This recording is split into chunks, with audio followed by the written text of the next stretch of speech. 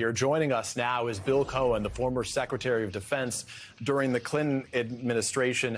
Mr. Secretary, just out of the gates, I want your reaction to this reporting from the Washington Post that some of these documents recovered describe nuclear capabilities of foreign nations, again, so sensitive only a select group within the government could see them. Well, I think we tend to forget just how important guarding these secrets, especially pertaining to nuclear weapons, really is. It is stunning that this kind of information would be in the private possession of a former president.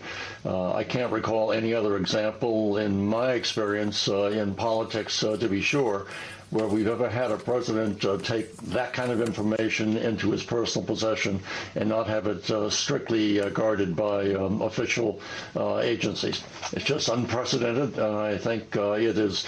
To follow up on the question you asked, Peter, just a moment ago, our allies will have less trust in us to the extent they believe that we are not conscious of the necessity of keeping this tightly secured. They will not share that information. Secondly, we might be gathering information even unbeknownst to them. And that would lend itself once again to less trust. So trust is the corner of the realm as far as dealing with our allies.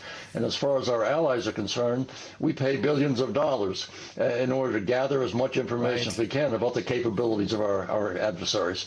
And Secretary Cohen, you were formerly the defense secretary. You weren't president, but you were high up as it goes in terms of access to this sort of classified information. What would have happened to you, for example, if you were found to have had similar top secret documents at your home unprotected? Well, at the time, I certainly would have been called to task.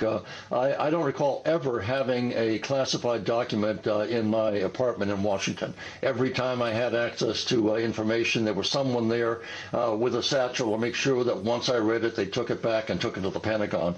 If I were to have taken information unbeknownst to the apartment and kept it as my private preserve, I certainly could have been charged with a crime and certainly deprived of my position as Secretary of Defense. So I think everyone in the department takes it very seriously, as those in the CIA, DIA, and every intelligence agency that we have.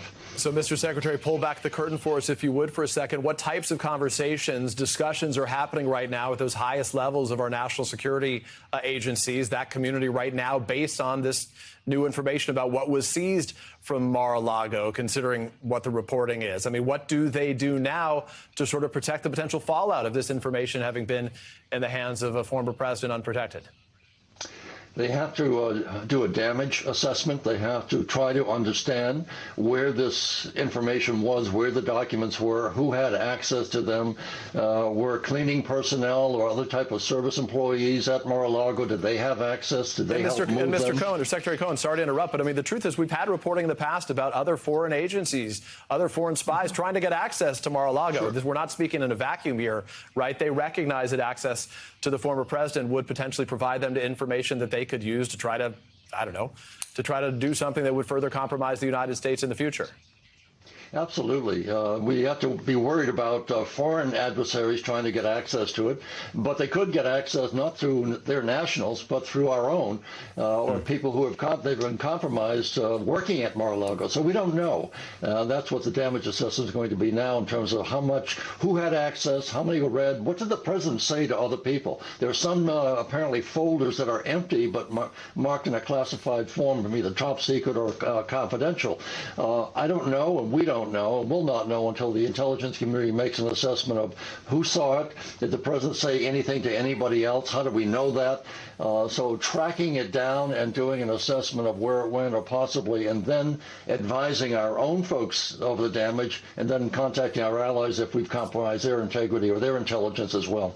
Mr. Secretary, while we have you here, I want to ask you about another topic we're discussing here, of course, at MSNBC. It's what's happening in Ukraine right now, where their nuclear inspector says that they are considering a shutdown of the Zaporizhzhia nuclear plant's power unit if, quote, appropriate conditions arise.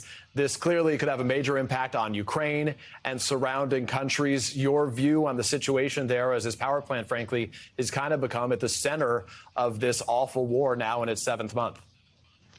This is not surprising to me. I think President Putin will not stop at any opportunity to exert leverage over Ukraine and the Western world.